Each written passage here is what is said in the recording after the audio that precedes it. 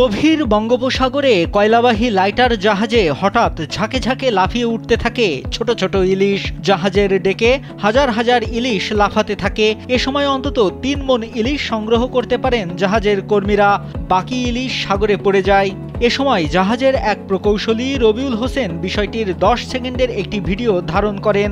পরে তা সামাজিক যোগাযোগ মাধ্যম ফেসবুকে আপলোড করেন। সেই ভিডিও সামাজিক যোগাযোগ মাধ্যম ফেসবুকে ছড়িয়ে পড়লে ভাইরাল হয়। অভাবনীয় এই দৃশ্যটি জাহাজের কর্মীরা আগে কখনো দেখেননি বলে জানান। ২৭ নভেম্বর দুপুরে পটুয়াখালীর পায়রা বন্দরের রাবনাবাদ চ্যানেলের প্রথম বয়ার থেকে প্রায় ৭০ কিলোমিটার গভীর বঙ্গোপসাগরে কয়লাবাহী লাইটার জাহাজ এমভি ক্যাসেল গ্ল্যাডিয়েটরে এই ঘটনা ঘটে।